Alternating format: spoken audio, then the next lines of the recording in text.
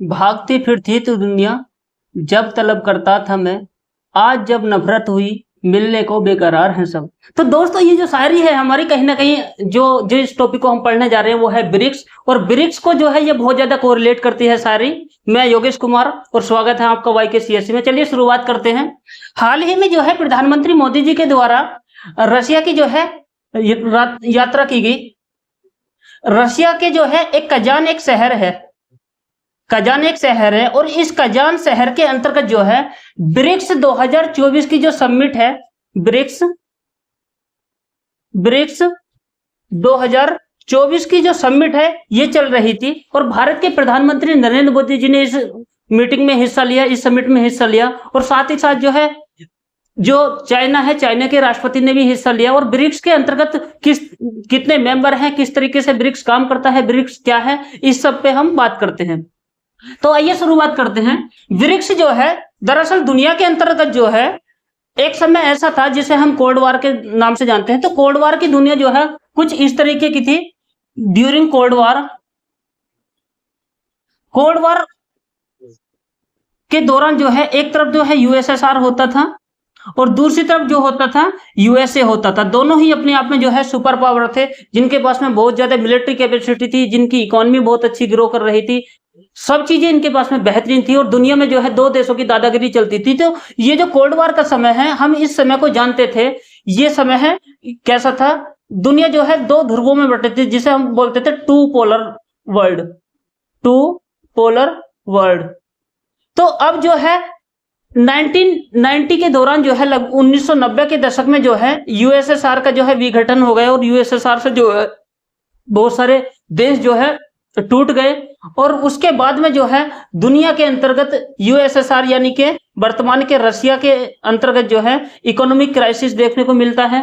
और साथ ही साथ जो है रशिया जो पावरफुल हुआ करता था कोल्ड वॉर के दौरान और सेकंड वर्ल्ड वॉर के दौरान, इसकी जो है शक्तियों में कमी होती है। तो ये जो टू पोलर दुनिया थी, ये टू पोलर दुनिया जो है अब एक दूसरी तरफ यूएसए की तरफ शिफ्ट होने लगती है, और दुनिया के अंतर्गत जो है बहुत ज्यादा वर्चस्व जो है उस समय तक यूएसए का बढ़ गया था। अब क्योंकि यूएसए जो है पूरी दुनिया में जो है अपना डंडा हाँकता है और पूरे दुनिया के जो है ठेका लेकर रखा हुआ है यूएसए ने, तो बहुत ज्यादा वो मिडिल ईस्ट के अंतर्गत हो या तुम्हारा अफ्रीका के अंतर्गत हो या फिर एशिया के अंतर्गत हो, बहुत ज्यादा जो है इंटरफेरेंस कहीं ना कहीं यूएस की डिप्लोमेसी में देखने को मिलता है। तो इस डिप्लोमेसी के अंतर्गत जो चैलेंज हुआ करते थे रशिया के लिए, चाइना के लिए, इंडिया के लिए, तो रशिया ने जो है इन चैलेंजों को कम करने के लिए जो है ब्रिक्स जैसे मल्टीपोलर वर्ल्ड की दुनिया की स्थापना करने के लिए ब्रिक्स जैसे संगठन की स्थापना कराई। और ब्रिक्स के अंतर्गत जो है 10 कंट्री हैं, 10 कंट्री के अंतर्गत 5 कंट्री जो हैं नए हैं।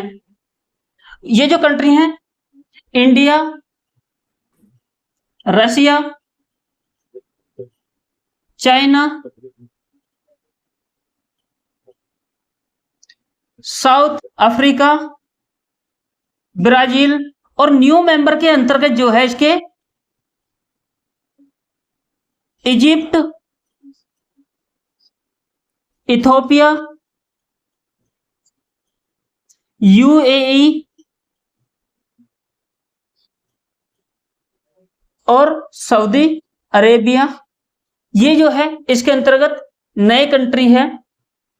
तो ब्रिक्स जो है किस तरीके से काम करता है, ब्रिक्स के अंतर्गत जो है 2024 की जो समिट है वो रशिया के जो है कजान शहर में होती है, और मोदी जी जो भी इसमें भाग लेने गए। तो इस ब्रिक्स के अंतर्गत जो है बहुत सारे समझौते हुए हैं, और ब्रिक्स जो संगठन है, इस संगठन ने कहीं ना कहीं यूएसए की जो डिप्लोमेसी है उस डिप्लोमेसी को चैलेंज करने के लिए जो है कुछ प्रावधान किए। जैसे कि यदि हम 2024 की समिट की बात करें तो ये क्यों महत्वपूर्ण थी। इस समिट के दौरान जो है यदि हम आउटकम की बात करें, सबसे पहले जो है देखो दुनिया के अंतर्गत अगर आपको ट्रेड करना है तो वो डॉलर के माध्यम से ट्रेड करना पड़ेगा, और डॉलर जो है इतना ज्यादा हावी हो गया है दुनिया के अंतर्गत कि आप जो है बिना डॉलर के व्यापार ही नहीं कर सकते। और व्यापार अगर आप नहीं कर सकते बिना डॉलर के, क्योंकि रशिया और यूक्रेन वॉर चल रहा है, और रशिया के ऊपर जो है यूएसए के द्वारा कहीं ना कहीं प्रतिबंध भी लगाए गए हैं, और साथ ही साथ ईरान के ऊपर भी प्रतिबंध लगाए गए हैं, क्योंकि ईरान भी जो है किसका मेंबर है, ब्रिक्स का मेंबर है। कुल मिलाकर 10 मेंबर कंट्री हैं ये ब्रिक्स के अंतर्गत। ब्रिक्स क्या है, मल्टीपोलर वर्ल्ड है। तो क्योंकि रशिया के ऊपर जो है प्रतिबंध लगे हुए हैं और रशिया को जो है चैलेंज मिलता है, चाइना को चैलेंज मिलता है यूएसए की तरफ से, तो इन्होंने क्या किया, क्योंकि अभी तक जो है बहुत ज्यादा ट्रेड जो है किसमें हो रहा है, डॉलर के तहत। डॉलर जो है पूरी दुनिया की करेंसी मानी जाती है, और जब तक डॉलर नहीं है आपके पास में तो आप जो है क्या नहीं कर सकते, व्यापार नहीं कर सकते। तो ब्रिक्स ने क्या किया, 2024 की समिट में जो है करेंसी स्वैप जैसे प्रावधानों को बढ़ावा देते हुए, अब ये करेंसी स्वैप क्या है इसको हम किसी और वीडियो में समझेंगे, क्योंकि ये अपने आप में एक लंबा टॉपिक है, अलग टॉपिक है। तो ट्रेड करने के लिए जो है डॉलर की डिमांड को कम करने के लिए तो ब्रिक्स के अंतर्गत जो है डी डॉलराइजेशन पे ध्यान दिया गया है।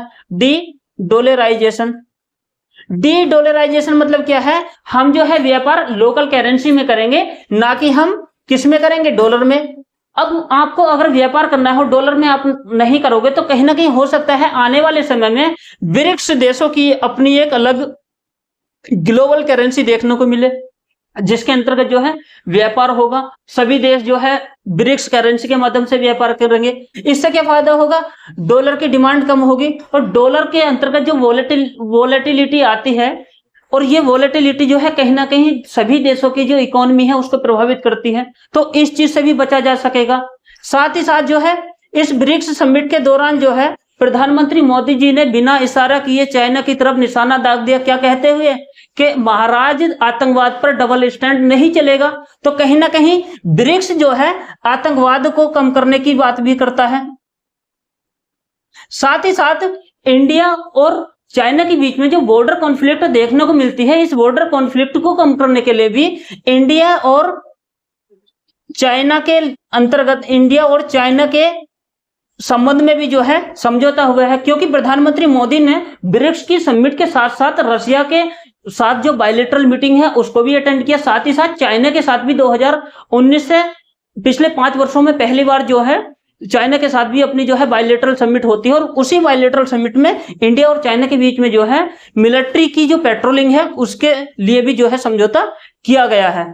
अब आगे यदि हम ब्रिक्स के चैलेंज की बात करें तो ब्रिक्स और भारत को जो चैलेंज है, ब्रिक्स के सबसे बड़ा चैलेंज जो है ब्रिक्स के सामने, क्योंकि यूएसए जो है जब से ट्रंप साहब जो है यूएसए के अंतर्गत प्रेसिडेंट बने हैं, तो यूएसए के अंतर्गत जो है ट्रेड वॉर शुरू हो गया। ये ट्रेड वॉर जो है चाइना रशिया की जो इकोनॉमिक धाक है, जो अर्थव्यवस्था की जो डिमांड है इनकी, इसको कम करने के लिए जो है चाइना और यूएसए के बीच में ट्रेड वॉर देखने को मिलेगा, रशिया और यूएसए के बीच में ट्रेड वॉर देखने को मिलेगा। तो कहीं ना कहीं जो है ब्रिक्स के लिए सबसे बड़ा चैलेंज कौन है, वो यूएसए है। यूएसए क्यों चैलेंज है, क्योंकि यूएसए ट्रेड वॉर करता है, क्योंकि यूएसए के अंतर्गत जो है जो डिप्लोमेसी है वो डिप्लोमेसी बहुत ज्यादा हस्तक्षेप की मानी जाती है। यूएसए जो है हर जगह हस्तक्षेप करता है, वो क्या मिडिल ईस्ट हो, क्या रशिया और यूक्रेन हो। तो कहीं ना कहीं रशिया और जो यूक्रेन का जो कॉन्फ्लिक्ट है उसमें जो रशिया को चैलेंज आ रहे हैं, किसकी तरफ से, नाटो की तरफ से, क्योंकि नाटो को माना जाता है यूएसए की पूरी दुनिया के लिए जो है पुलिस फोर्स जैसी व्यवस्था की गई है, वो किसी को भी ठांस देता है उसके माध्यम से। तो उधर से भी जो है कहीं ना कहीं ब्रिक्स को चैलेंज मिलता है। दूसरी तरफ इंडिया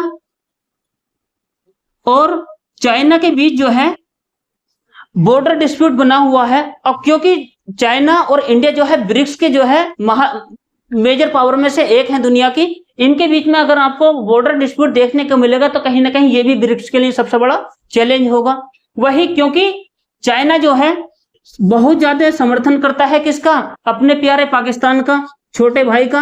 अब क्योंकि चाइना पाकिस्तान का समर्थन करता है, और चाइना अगर पाकिस्तान की तरफ से कोई बात रखेगा तो कहीं ना कहीं वो भी जो है ब्रिक्स के संबंधों को प्रभावित करेगी। यदि हम भारत के लिए लाभ की बात करें तो इस बार की जो समिट है 2024 की, इस समिट में जो सबसे अच्छी बात है वो ये है, कहीं ना कहीं जो है पाकिस्तान के द्वारा कोशिश की गई थी वो ब्रिक्स के अंतर्गत मेंबर बने, और मेंबर ना से ही वो ऑब्जर्वर कंट्री बने। तो कहीं ना कहीं इंडिया ने जो है ब्रिक्स के अंतर्गत पाकिस्तान की एंट्री रोक दी, और पाकिस्तान की एंट्री अगर रोक दी हमने तो कहीं ना कहीं जो ब्रिक्स का मतलब है, ब्रिक्स क्यों बना, क्योंकि वो मल्टीपोलर वर्ल्ड की बात करता है। दुनिया के अंतर्गत 2 देश मेजर पावर जो है रूल ना करें, बल्कि सभी देशों की जो है भागीदारी हो, और जो है ग्लोबलाइजेशन को बढ़ावा दिया जा सके, इसलिए ब्रिक्स काम करता है। तो कहीं ना कहीं ये भी चैलेंज जो है खत्म हो जाता है। धन्यवाद।